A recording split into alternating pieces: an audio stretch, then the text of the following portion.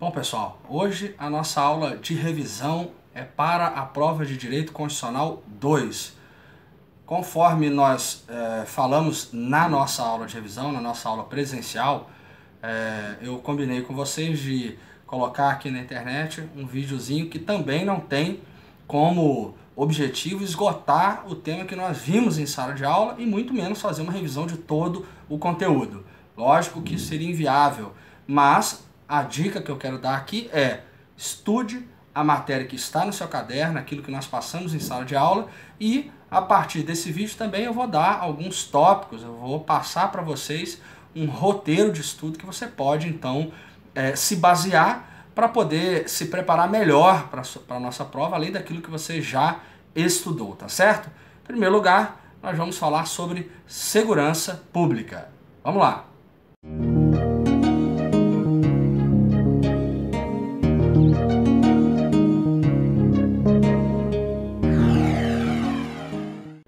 Bom, a segurança pública ela está inserida no artigo 144 da Constituição. Nós temos lá parcela significativa das disposições constitucionais que tratam sobre segurança pública. Vamos lembrar que nas aulas mesmo eu reforcei bastante a diferença entre o que são as Forças Armadas e o que é o mecanismo, o sistema de segurança pública que está previsto na Constituição. O artigo 144 ele vai nos trazer os conceitos desse sistema de proteção ao cidadão, proteção ao patrimônio privado e ao próprio patrimônio público de forma geral. Então, o que é na prática então segurança pública? Como que eu posso conceituar o sistema de segurança pública a partir das normas que estão inseridas no artigo 144? Segurança pública, então, é, na prática, um dever do Estado, um dever não apenas do Estado, mas também uma obrigação de toda a coletividade de realizar a proteção do indivíduo, a preservação da pessoa, preservação do patrimônio de forma geral, mas, acima de tudo, preservação da própria vida. Por isso que nós falamos no artigo 144 em preservação da vida, preservação da ordem pública, preservação e incolumidade de pessoas e bens, certo? Então é isso que está disposto no artigo 144 da Constituição.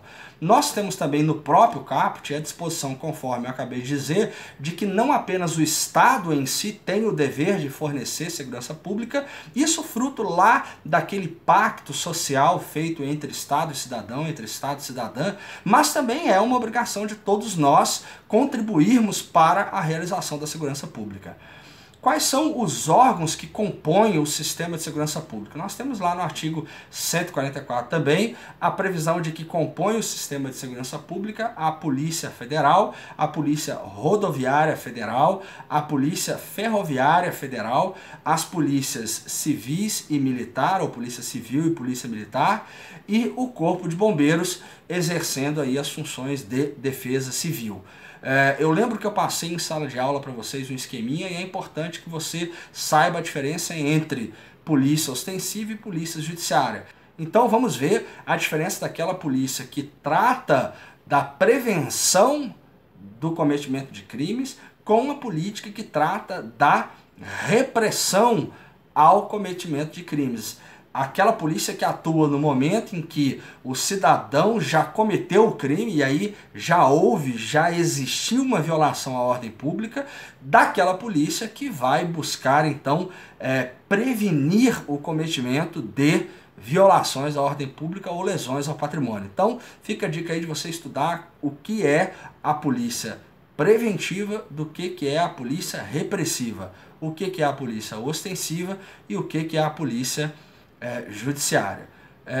Para vocês é importante lembrar aquele quadrinho que eu coloquei no quadro, que eu ditei para vocês, mas eu reforço aqui para que você faça aí na primeira coluna qual é o órgão. Então você coloca lá Polícia Federal, qual é a sua função, se ela é repressiva ou preventiva, se ela é judiciária ou se ela é ostensiva, e aí no caso da Polícia Federal nós temos ela exercendo os dois papéis, e qual é o ente federativo ao qual ela está vinculada. No caso da Polícia Federal, ela está vinculada à União, ok? Então faça isso em todos os órgãos da Segurança Pública, Polícia Rodoviária Federal, Polícia Ferroviária, Polícia Militar e Civil e o Corpo de Bombeiros. Vamos lembrar que o Corpo de Bombeiros possui função de defesa civil, não tem função nem de polícia judiciária e nem de polícia ostensiva, ok? Por fim, lembrar que esse rol é taxativo e estudar um pouco lá no artigo 144, nos parágrafos, quais são as funções de cada polícia. Dê uma lida lá no parágrafo 1º nas funções da Polícia Federal e assim por diante, que você vai relembrar e vai memorizar, entendendo qual é o exercício da função de cada papel, de cada força, de cada órgão do sistema de segurança pública, ok? Então, obrigado, vamos continuar agora, vamos para o próximo tópico.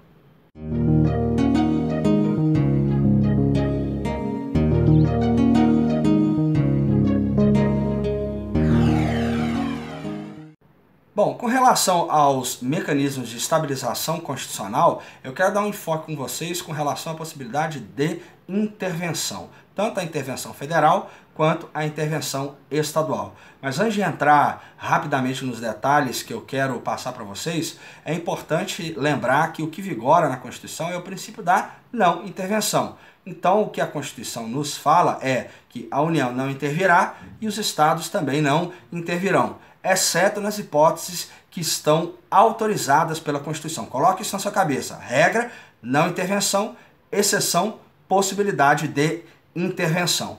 Por que então que a Constituição ela trata da exceção e não da regra? É lógico, porque o nosso Estado é um Estado federal, é um Estado federado. E na medida em que é um Estado federal, eu parto do princípio que os estados, para criarem aquela federação, eles cedem a sua soberania, mas mantêm parcela da autonomia. O elemento chave aqui para você entender, então, a intervenção é a não violação dessa possibilidade, desse exercício da autonomia. Então eu só vou autorizar intervir quando a Constituição permitir que determinado ente possa diminuir o exercício da autonomia de outro ente. Então, quando a Constituição autoriza a União intervir nos estados, ela está autorizando a União a limitar o exercício da soberania. Da mesma forma, quando a Constituição autoriza os estados a intervirem nos municípios, também está autorizando os estados a limitar, reduzir o exercício da autonomia dos municípios. Aí eu tenho uma exceção aí que é na hipótese da União intervir em municípios que estão inseridos dentro de territórios federais, que aí eu não vou falar necessariamente do exercício de autonomia, mas também vale a regra do princípio da não intervenção. E aí eu já entro no segundo ponto que eu quero tocar aqui com vocês, que é em quais hipóteses a Constituição autoriza a limitação da autonomia. Na prática, você vai responder essa pergunta primeiro definindo quem pode intervir. Em primeiro lugar, a União. Em segundo lugar, os estados. Então, apenas União e estados, isso é uma lógica praticamente, podem limitar a autonomia de outros entes federativos. E aí vamos para a segunda pergunta. Em quais hipóteses a União poderá intervir e em quais hipóteses os estados poderão intervir? Em primeiro lugar, a União só intervirá em estados. Então a União pode intervir em Goiás, pode intervir no Mato Grosso do Sul, Amapá, Roraima, Rondônia, enfim, nos estados federados. E a União, ou melhor, os estados, por sua vez, poderão intervir nos municípios. É quase que uma cadeiazinha. União nos estados, estados nos municípios. Conforme eu acabei de falar, eu vou ter uma exceção que é a possibilidade da União intervir também nos municípios que estão situados dentro de territórios.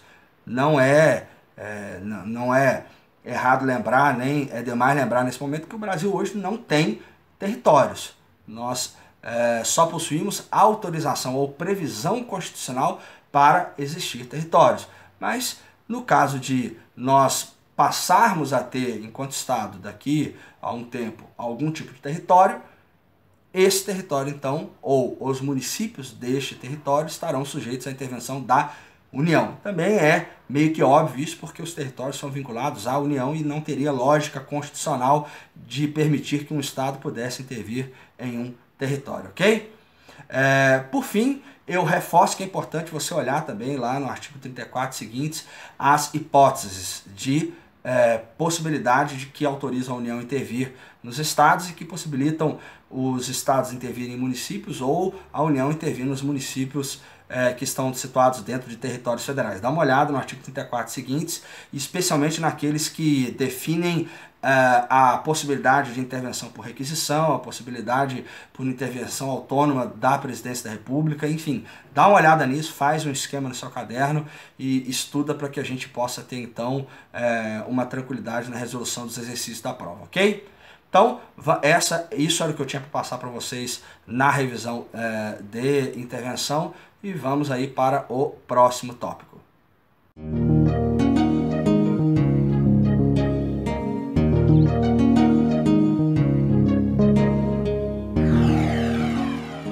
Bom, pessoal, com relação aos direitos sociais, o que eu tenho aqui para repassar para vocês são, na prática, 2 pontos bem simples que eu quero que vocês estudem para a prova. Na verdade, é um tópico extenso, mas como nós temos todo o condicional para trabalhar os direitos sociais em suas espécies, na prática, né, nós vamos cada vez continuar revendo e durante o curso todo jeito você acaba de forma transversal passando pela matéria de direitos sociais. Eu quero fixar aqui com vocês 2 pontos que eu entendo que são importantes para vocês. Primeiro é que vocês tenham clareza da previsão constitucional, lá do artigo 6º, que traz para a Constituição, em primeiro lugar, os tópicos dos direitos sociais. Então, leia com tranquilidade o artigo 6º, que fala da relação do rol de direitos sociais da Constituição, e também dê uma olhada no artigo 7º e seguintes, que falam dos direitos dos trabalhadores. Uma coisa que eu quero deixar muito bem exposta para vocês, eu já reforcei isso em sala de aula e trago para vocês aqui mais uma vez. O artigo 6º ele vem sofrendo modificações ao passar do tempo pelas emendas constitucionais. Fique atento que a redação correta hoje é a que está inserida a partir da emenda constitucional número 90 de 2015.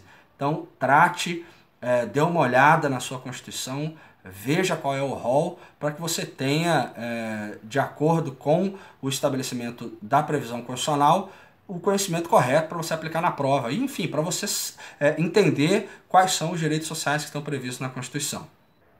E outro tópico importante é o título 8 da Constituição, que fala sobre a ordem social, lá do artigo 193 em diante. Então você vai dar uma lida nos tópicos que eu já sublinhei em sala de aula, para você entender as disposições gerais sobre previdência social, sobre assistência social, índios, jovens, crianças, idosos, criança e adolescente, ciência, tecnologia, meio ambiente, enfim.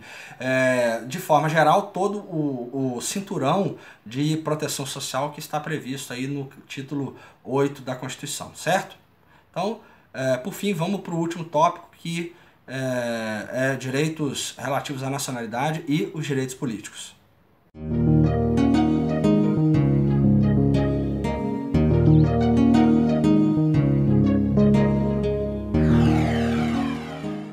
Bom, o que é importante você relembrar aqui comigo para a prova relativa a direitos das nacionalidades e direitos políticos? Em primeiro lugar, vamos falar de nacionalidade.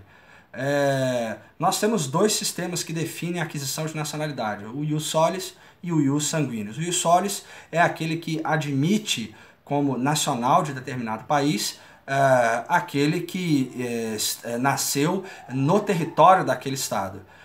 O ius sanguinis, o próprio nome fala, é a aquisição de nacionalidade através do vínculo sanguíneo, ius sanguinis.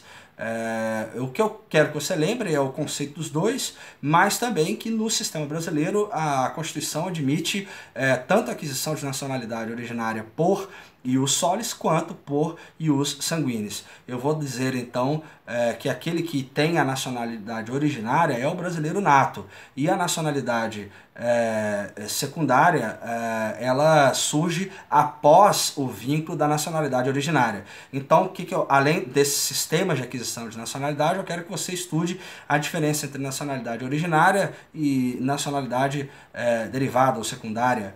É importante que você saiba essa diferença. A partir daí você vai entender a diferença do que é brasileiro nato e o que é brasileiro naturalizado. E estude na Constituição, no artigo 12, quais são as hipóteses de admissão de aquisição de nacionalidade para o brasileiro nato, ou seja, quem é aquele que de forma originária é reconhecido como brasileiro nato, ou aquelas hipóteses em que o brasileiro é tido como brasileiro naturalizado. Então a relação, o vínculo jurídico que liga este cidadão ao Brasil, ele não se origina a partir de ser brasileiro nato, de ter adquirido a nacionalidade originária. Outro ponto importante é que você já sabe que não existe cassação de nacionalidade, assim como não existe de direitos políticos, mas há a perda da nacionalidade. Então eu quero que você estude e aí coloque um tópico específico no seu resumo, no seu caderno aí para você estudar para a prova, sobre quais são as hipóteses de perda da nacionalidade. Quando que o brasileiro pode perder a nacionalidade? Então, além daquelas hipóteses lá que eu não estou discutindo aqui de aquisição de nacionalidade, os chamados brasileiros naturalizados, aí você vai lembrar dos brasileiros que adquirem, que são definidos como brasileiros naturalizados ou nacionalidade secundária, você vai lembrar que, além daquelas hipóteses, eu também estabeleço a hipótese em que o próprio brasileiro pode perder. Lembra? Sentença judicial transitada e julgada, aquisição de outra nacionalidade.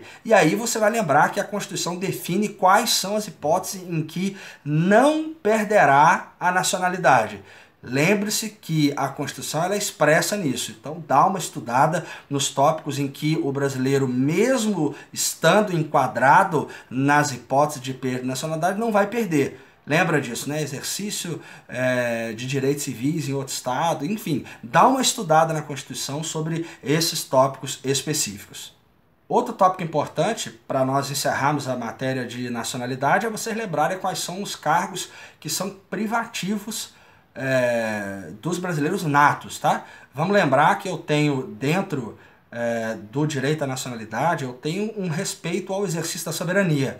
E mesmo admitindo que pessoas que não nasceram dentro dos requisitos constitucionais de aquisição originária de nacionalidade possam vir a se tornar brasileiros, eu resguardo uma parcela significativa de importância para os cargos públicos àquelas pessoas que são brasileiros natos de forma originária, são brasileiros natos, que adquiriram a nacionalidade de forma originária. E isso em respeito ao exercício da soberania. Por exemplo, o presidente da República só pode ser brasileiro nato.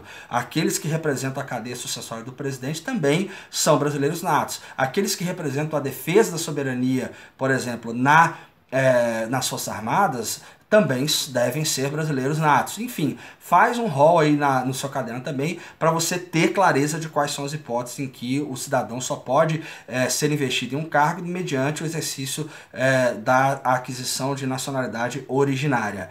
E por fim, com relação à nacionalidade, lembre-se dos conceitos de apátrida e polipátrida. Apátrida é aquele que não possui nacionalidade, isso é um problema tratado no direito internacional em conjunto com os direitos constitucionais de cada estado. Existe até um tratado internacional hoje para a eliminação dessa condição de apátrida. E os polipátridas, que são aqueles que possuem o reconhecimento de mais de duas ou mais nacionalidades, ok? E por fim, com relação aos direitos políticos, eu quero que você foque lá no artigo 14 seguintes, que em primeiro lugar fala do exercício do poder pelo povo. Isso aí remonta lá ao artigo 1º, parágrafo único. Todo poder emana do povo, que o exercem de forma direta ou de forma indireta através de seus representantes.